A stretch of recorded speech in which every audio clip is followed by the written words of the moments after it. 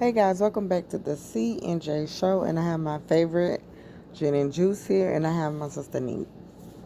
Okay, today we're gonna be talking about gossiping, and it's not the type of gossiping that you guys think.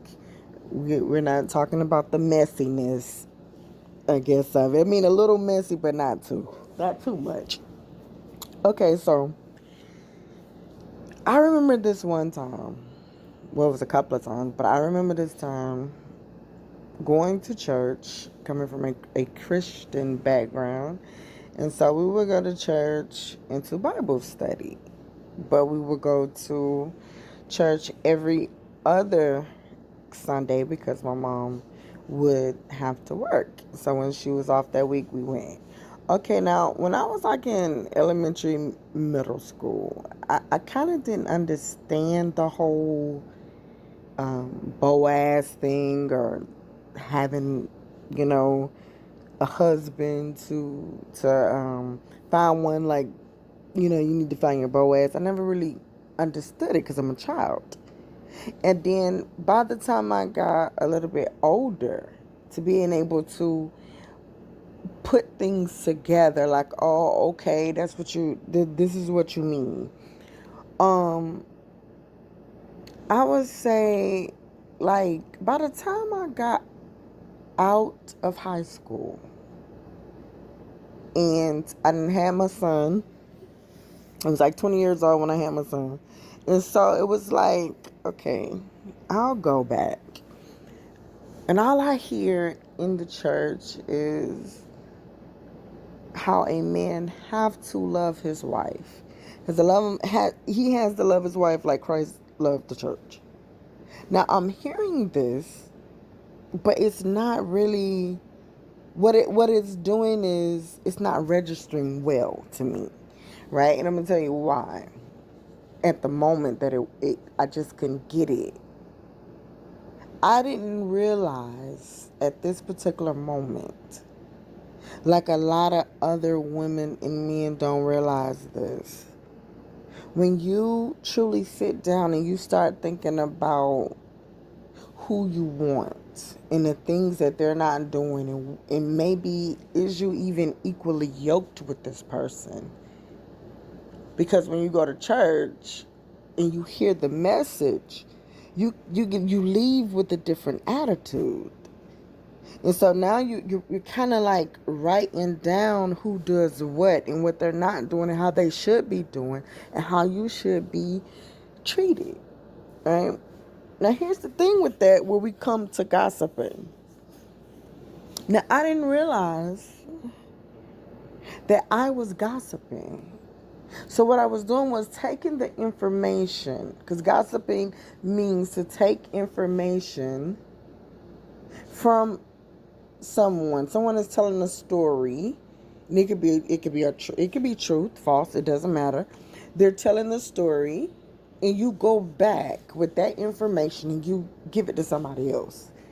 And see, what I was doing at the time was, and a lot of other women does this too, we're hearing what the pastors say, and then we come back home and you want to repeat it. So you're speaking to your husband, you're speaking to your wife, you're speaking to, your baby daddy boyfriend, and the things that you want them to do. Because now you're motivated to hear this because you just went to church. But you're not really understanding the value in it, though. That, listen, in order for things to apply, in order for it to go into a certain type of step, in a right step, a man or woman would have to be there to hear that so that it could hit him or her the same way it hit you. Because you going back telling somebody something, what they should do, how they should do, they're not gonna do it. Majority of the time they just don't do it. And what we end up doing is we push that person, especially if it's a man, we push them back, because it doesn't matter where the word came from. It does not matter. When people feel as if they're being attacked or something is not right, and you tell them what someone else said, it could be a man of God, it could be a woman of God, it could be your mom, dad, it does not matter. At this point, you're telling them something that they need to do, which is basically get on board. And what they do, instead of getting on board, they go to the other direction. Because it's now forceful. Now you telling me what somebody else said. Even though this is good. This is a good word. But you're still telling someone what someone else said, and they will never get it.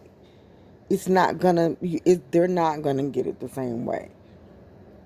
So instead of gossiping, I start to realize that, you know what? How can I change something that I have to be able to understand that change come from me? Change come from within. You have to want to change for anything to work. Yes, we know we say we got this, we got that, and some people feel like this stuff changed them, and it don't. But with time, things do. And so, therefore, when we're thinking about so many things, you have to look around. I looked around inside of the church and looked around inside of Walmart. I look around in the schools. You rarely see men in the church. But this is where he gets this knowledge. This is where he's supposed to become this Boaz and supposed to become this great thing. But they're not in church. So how could you pull them in a direction of where you want them to go for you when they're not even there? You going shopping. You go to Walmart. If a man wanted to sit there, men or women wanted to sit there and choose, like, you know what, let me see if I can talk to somebody and just go to Walmart. It's a bunch of women there. No men. Oh yeah, let me take the kids to school. Bunch of moms there. Sisters, aunties, grandmas. You rarely see men. You don't really see them. I'm not saying, like, majority of the times you will not see them. You don't see them in the places where it's supposed to be unity. Why not?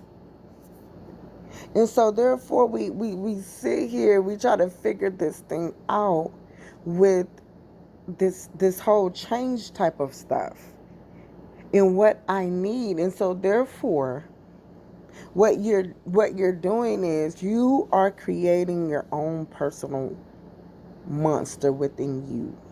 Just forget about them for a second. Because people, women especially, when we want something and we want to pull it out of a person, we want to, at the ending of that sentence, at the ending of that day, to say, I was your ride or die. I stuck with you through thick and thin. I was there. I did this. Oh, you are so foolish and you are so dumb. You're not going to find anybody that can go and stand up for you the way that I have. Wrong again. See, so why sit there, right? Just to be able to give a speech at the end of what you did. You did those things because you loved that person and you wanted them to see that you fit that every detailed, every description of a good person. But they did not see that. So we can sit here and try to change people. We could try to let them listen to the song that's playing as if, you blasting that song thinking like, okay, yeah, see, I hope he hear this. I want him to really hear this part. And they don't hear it. Because for somebody to connect with you, in order to have some type of a connection, you would have to be able to understand truly where that person is coming from, and that person wants to change, and nothing else is making them do it. This is what they want.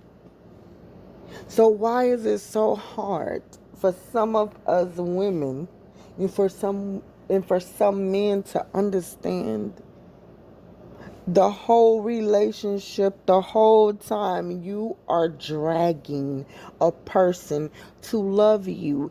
Do that make sense that you're sitting here and you are basically forcing, raping someone to show you the same type of love that you have dished out, and they still don't do it? Why are you there? Why do we continue to do this?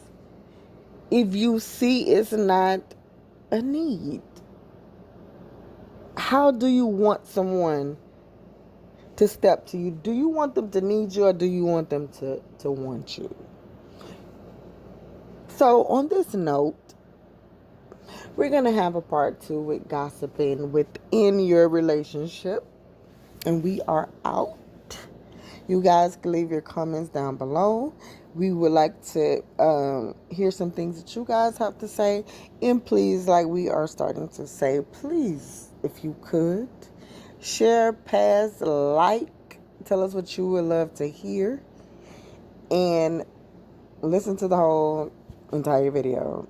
Because, like we said, we did some cash apps. We have done some surveys, different little things, so that way you could know what's going on within the whole Zoe Turn C and J show.